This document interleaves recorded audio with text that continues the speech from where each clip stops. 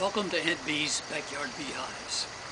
The purpose of this little amateur video is to provide a show and tell of sorts for you, those of you who are not familiar with the top bar hive, or people who know other top bar hives. But we like to introduce ours. It's been accepted as being significantly different enough to submit it for a patent application. So that's in process now. First I'll go to the exterior. The exterior is made of pine.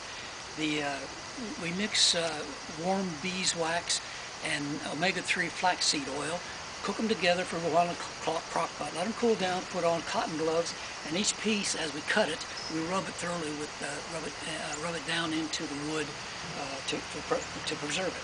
This is our deluxe hive. It's a deluxe large hive. We also have a deluxe small hive that's like so big. But this is our most expensive hive. It's $3.95, and our hives start at $65. And I invite you to go to our website, Aunt Bee's Backyard Beehives, and see all the different hives we have. Plus, you'll learn about, I hope you are curious about some of the things we're going to talk about today, and you can learn more about excluders and everything. It's a lot of information that we had to put together for the patent. I'll start here. These are two ports. They're identical. This half of the hive is a mirror of this half of the hive. You could use either as the entrance, or you could use just half of it, as I'll show you later. You open this up, and you have glass here. You can view your bees in there, and you don't have to to see how they're doing. You don't have to take a box off. You don't have to take a lid off a box, take a box off, or another box, or another box. See how they're doing, disrupting the bees and upsetting them, losing their pheromones and temperature. You just simply walk out when it's calm, look in there. In the wintertime, you can touch the glass up here if this is your entrance in, touch the glass and it'll be warm and neat. And if you want to, say, put some pollen patties in to help the bees in the wintertime with some protein. The sugar is just carbs, so if you want to give them some protein, you can put some protein patties in here, just lay them in here. Or if you want to give them energy, you don't want them to build something to build the stores with, you can give them sugar in their dry sugar. Lots of things that you can do. You can read up on all that. Go to Michael Bush Farms website, and he has an answer for every question you might have. You keep them like that while they're about their day-to-day business. And I say about the only thing you'd ever open it for is to give them a little pollen. This is the top. It's covered with a vinyl material used in flashing. Inside you have 28 bars in this one. The smaller ones have 20, I believe. I'm not sure right now. There are 4 different hives, and it's in 5 different hives and in 17 different configurations. Your choice. The most complex hive, this one, can be used by the novice, by the person just starting, by someone that's challenged, because, again, you're just watching it. There's not much you can do, if anything, to get in there and any reason to get in there and disturb them. You don't want to put pesticides in there as you do in the stacked hives. You don't want to put medications. The companies that sell supplies for the stack box hive, their pages are 70 pages in their catalogs. One of them is just devoted to medications. This is a queen excluder. That's used to keep the queen, it fits into a channel here, and it keeps the queen restricted to the entrance area, so she won't mix brood with the honey bars that are being developed back here.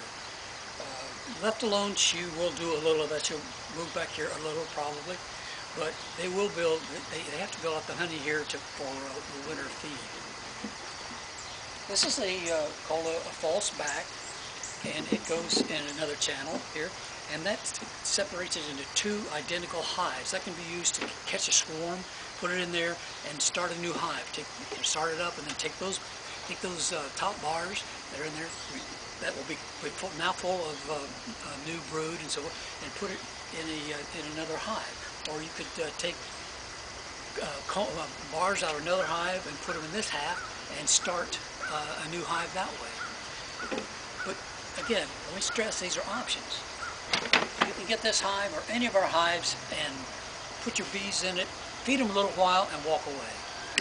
Here's what we do for feeding. You have the jar. You mix.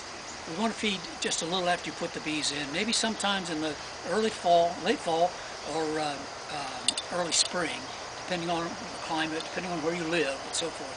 But if they don't have nectar and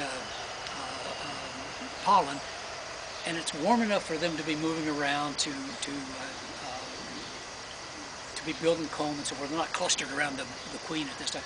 You fill this up with sugar water, half water, half sugar, create a syrup, cook it and create a syrup.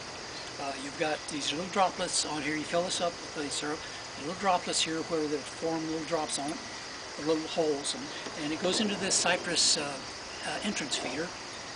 And the bees are in here. Your sugar water's here, and the bees can crawl out through this little tunnel and feed from the top of this as it sets in there. Well, after a couple weeks, 3 weeks again, depending on your situation, your weather, and so forth, just take this off. We provide a bar, we provide a piece of wood that fits over these bolts and seals this area.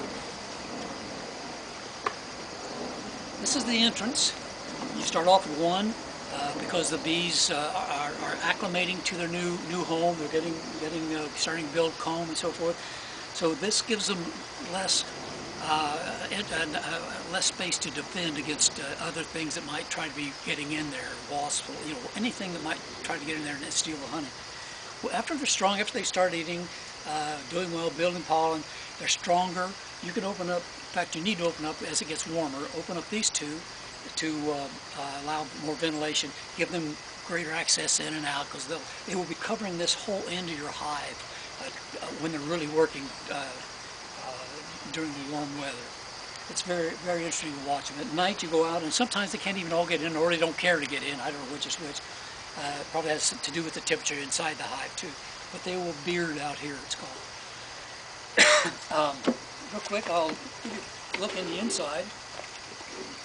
You can see the channels here where the excluder and the false pack fit. It's just like a trough. Excuse me. And again, I encourage you to just simply put your bees in there, and the options are yours. You can be active in keeping it. There are books like on Amazon about top bar beekeeping. They'll tell you everything you can do with a hive, and it's everything a master beekeeper can do. Excuse me. But in that book, he also says you can put your bees in and just walk away and let them do their pollination. They've been doing it for 30 million years. They're pretty good at it, and they're best left alone. Thank you very much.